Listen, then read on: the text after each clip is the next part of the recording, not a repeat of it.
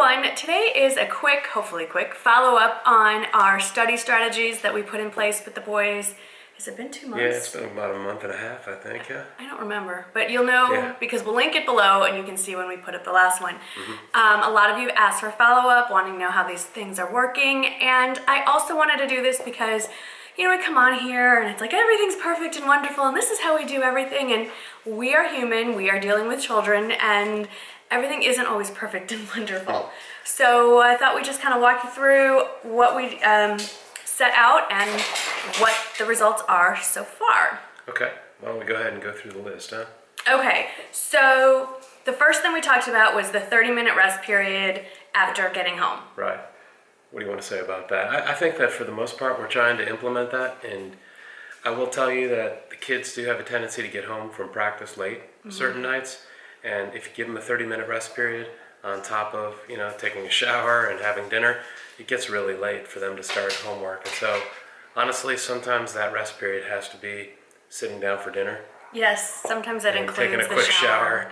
And they got to just jump right into it, or else it becomes too difficult, and the evening gets kind of too late. And on the days where they don't have practice, which is no day for Jake, but for Shane, he wants to push that 30 minutes a little bit longer. But I do think it's good to have some sort of separation probably between the end of their school activity and then jumping into it. But I think you gotta be flexible. For us, we found that having dinner, taking a shower might be about it. Yeah, so that's a little bit of flexibility. Okay, the next thing on our list was review agenda and folders. Yeah. Well, that just kind of went out the window. In a perfect world, we would be doing that, and I know once football season is over, we will do that again, but there's just not enough time in the day, especially because they're getting home at 6:37. I think that's right. It's just too much. We are keeping up with Parent Portal on every morning we'll basis. Get to that. Yeah. And so while we're not able to maintain kind of a daily physical review of the folder routine, we are kind of getting a sense as to, you know, what's out there being graded. Parent Portal is online where you can see your kids' grades, missing assignments if there are any, and things like that. So we're kept up to date on what's after the fact of what's going on in the classes. I think that's probably right. Study in the same place each night, that's definitely happening, and that's not something we're enforcing. The kids just naturally gravitate toward their areas. Right, exactly. Yep. So that's good. The other thing I would say about reviewing folders every night, you know, that's a lot of oversight. Yeah. Especially for our senior, and to a certain degree, I don't know that that's necessarily the best thing to do. I mean, we got to be a little bit careful, us personally, with our kids, and our oldest one in particular, to make sure that he's in a place of independence where he can be on his own, you know, in a short period of months. And, you know, too much. Think about it. I think too much day-to-day oversight in terms of what needs to get done could be counterproductive, you know, so we need him to taste a little bit of that independence. But we'll review that protocol. Each kid is going to be a little different. With our freshmen, for sure, Okay. Review completed work with parent. Only for the big stuff. For the big stuff, I'm looking at papers and projects, helping with that kind of thing, I would say. But the day-to-day stuff, not so much. Review is more like, did you finish your geometry homework? Yeah. And okay, show good. me or something. Hold it up. Okay, good. And that's it. Backpacks, gear packed before bed. For the most part, it's been pretty good. Yeah. There have been a couple of last minute in the morning, hurry up. Because it's a late night. It's always, that's something really that hard. Happened, like they had an after school game and it took them late in the evening. Yeah. And, you know, they just wanted to get to bed, which you can understand. Totally. It's probably good. Okay. Last one was weekly agenda planning meetings on Sundays. Well, that was a well-intentioned thing that happened maybe 2 weeks, and then it was... I think we got to revisit that.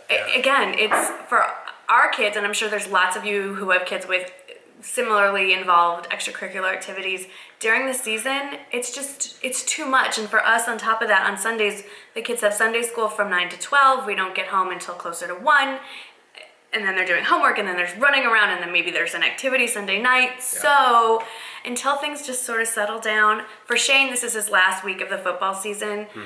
It's just not feasible. And so we just have to go, okay, the homework's getting done. It hasn't proven to be feasible for us, but I would say that it's still an objective. I don't see anything that's a downside or a negative to having a weekly planning meeting on Sunday afternoons. We just, as you know, there's just the human reality for us is that it hasn't been applied as well as we probably would have intended. I will say that I have suffered from it. I have not been reviewing my own agenda every week, and I've missed some things or woken up in a panic in the middle of the night wondering if I've missed something. So that's something that I personally have to reinstate, and I don't know if it's going to be Sundays, but it might have to be Monday mornings or something. But I need that back in my life. So that's that. I would say Sunday afternoons are the best time to do it if you can do it for us. It's not working for me. Okay. So on the expectation side, and if you want to know what I'm referring to, I've put a link. I have this in a blog post, and I'll link the blog post in the description box. Yeah. Phones are with parents during study time. Why don't you talk about this? That's been great. No problem at all. In fact, almost to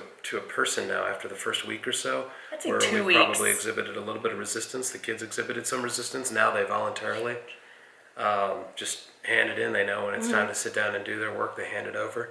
I usually just charge it. I mean, the phones need charging anyway during the course of the day. And so, we just charge it in my room, and I kind of keep it away from them. And hopefully that's something that they're going to have a habit that's going to form on their own now when they're in dormitories or left on their own. They're going to know to separate themselves from their phone when they're really working on something important. Now, Michael says there's a little resistance. You would have thought we asked Shane to hand over a limb. He First was couple of days for sure. Adamant about that. He was not happy. Actually, it wasn't so much during study time as later on. We'll get to that, but it's worked out really well. It's worked out very well. That's probably been the most successful thing we've done. Okay, next on the list was background music during study time can be classical only.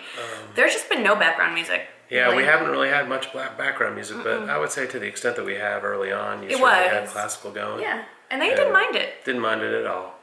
So the first thing about parents getting phones during study time, I would say that is the second best thing, because now the best thing that happened, and it's really been no problem in the recent past. Well, Shane, again, this is where we really met serious resistance. But in the recent last several weeks now, they've been voluntarily handing them in. They're definitely turned in by 10 a.m. 10 p.m. 10 p.m. rather.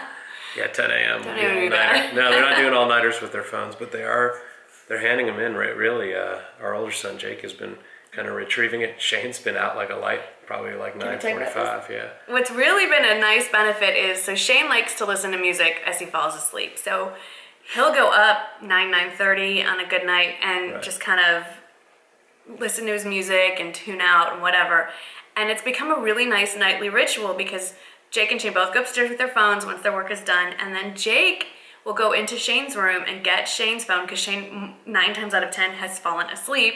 And then he'll bring the phones downstairs. Our room's on the first floor. He'll bring the phones down to us, and it's turned into this nice little nightly ritual where we visit a little bit with Jake before bed. It's an opportunity to have closure with Jake before the end of the evening.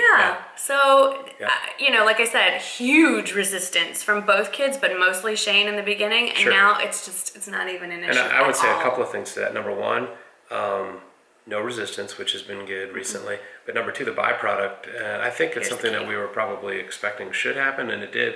The kids are much more energized in the morning. Both of them, relatively speaking, Jake in particular, is up and ready to go in the morning on his own without us. We have never woken him up That's this huge year. for a 17-and-a-half-year-old kid. That's a big deal. And then even Shane, to a certain point, 14 and a half, he's much better in the morning. They're much better in the morning. Yeah. So that's key. Yeah. We have not had huge dramatic mornings, and when you think about it with adolescence, and I'm sure a lot of your viewers will attest to the fact that that is a tough experience to have a tough morning with adolescence. Yeah. And but we've been lucky, haven't we? Yes. I mean, especially Jake gets up at 5:15, and either one of us has had to make sure that he's up on time, which is the whole school year. Yeah, I have not had to run up there to wake him up at all. Or me. Yeah. And the biggest thing, the byproduct of this that obviously was our goal, is their grades have never been better. No, I agree. They're doing pretty well. And, a little extra bonus of having some bonding time with Jake every day, Sunday through Thursday, has been really nice. Yeah, it has been good. So that's where we are with the study update. I'll give you another one after the football season's been over for a while, so we can tell you what changes we've made. When routines change, how that impacts their... Yeah, now unfortunately, or fortunately, however you want to look at it, Jake's team just clinched the district championships last weekend, so they are guaranteed playoffs. So the routine's going to stay the same for a while. Playoffs can go all the way through December, so fingers crossed for the team that they are going through December, so it might not be till second semester that we see any changes to Jake's. But I would love to hear from y'all. Have you tried any of our suggestions? What's working at your house? What did you find didn't work?